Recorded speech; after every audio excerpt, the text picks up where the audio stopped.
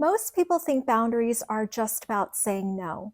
There's more to it than that, which is why boundaries fail. They're not built for sustained pressure. In this video, I'll show you how to set and enforce boundaries in a way that actually lasts. For the majority of my life, I've always placed other people's priorities before my own. And after a while, I got tired and resentful. It was one of the contributing factors that led to my burnout.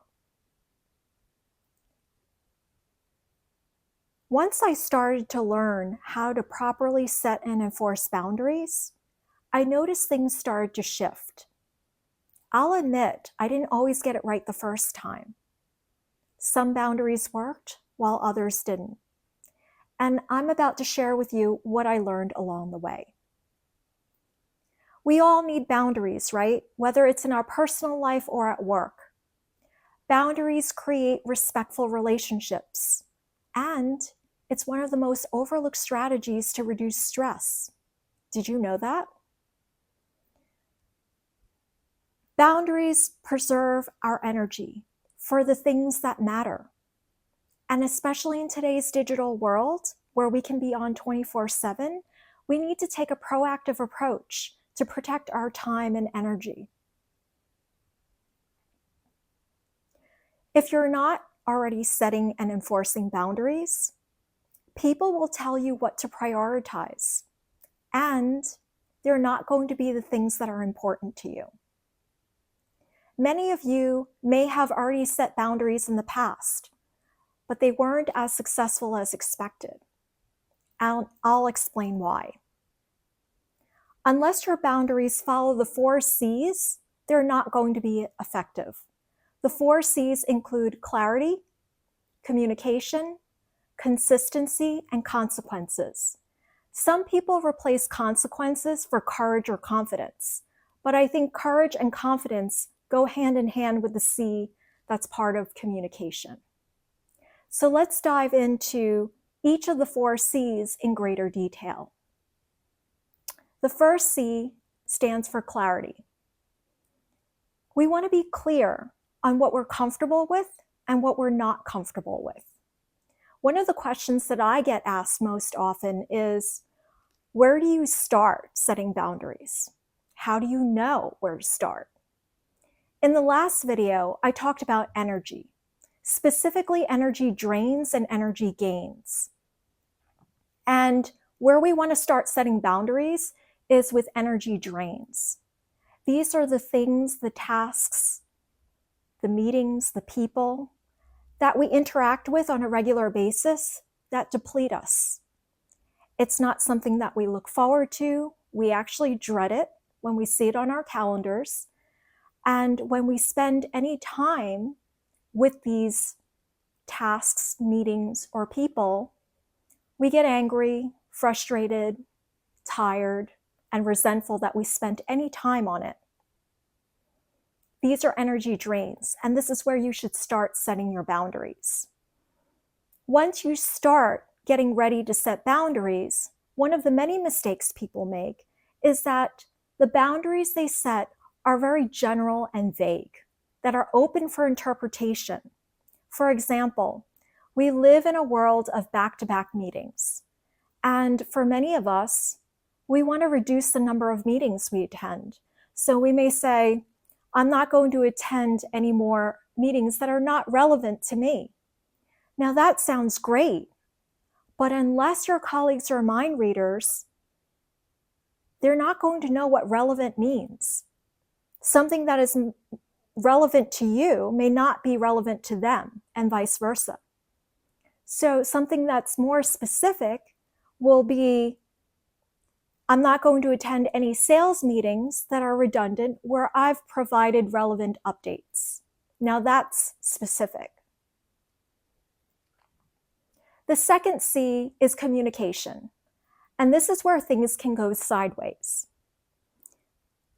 By the time that we set boundaries, many of us are stressed beyond belief, and some of us are already burned out. There's a hope that setting boundaries will provide some relief. But unless they're done properly, which often it's not, they're not going to provide relief. And the problem here is that we set those boundaries in our minds, but we don't communicate it out openly. And when that request comes in, we say no, we decline, not expecting what will follow. We then get pressured to fulfill that request, and then we fall back into our old habits, and the emotions get the best of us.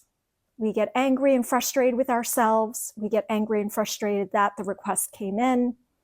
And then we throw our hands up in the air and we say, boundaries don't work. Has that happened to you? It has for me. The key here is to be proactive with communicating your boundaries.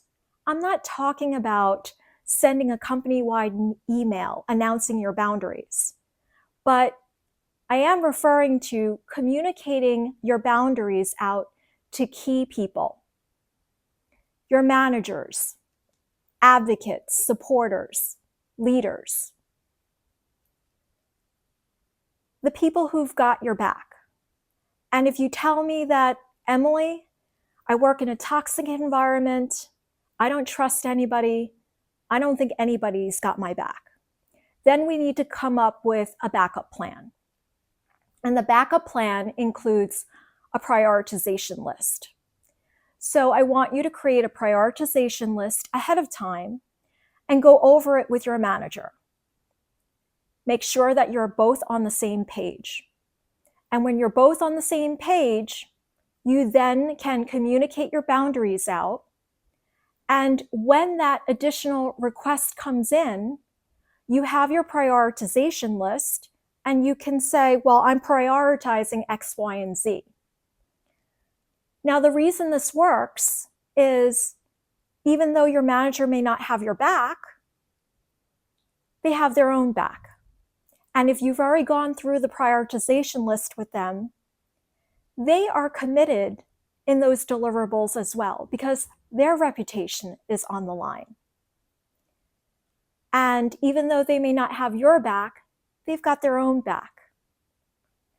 So make sure that you do that. And when you communicate your boundaries, I want you to be assertive with your communication. Confidence is where that comes in.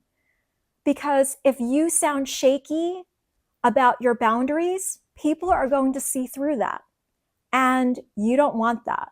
You want to sound confident and clear about your boundaries.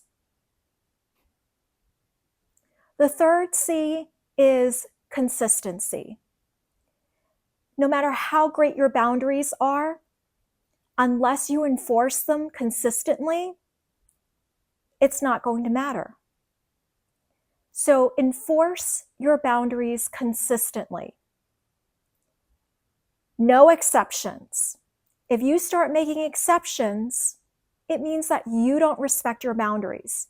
And if you don't respect your own boundaries, how are you going to expect anyone else to respect them?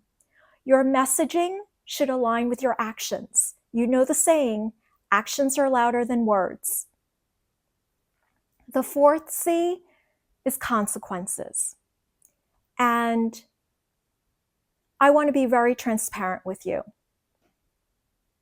Expect pushback or guilt.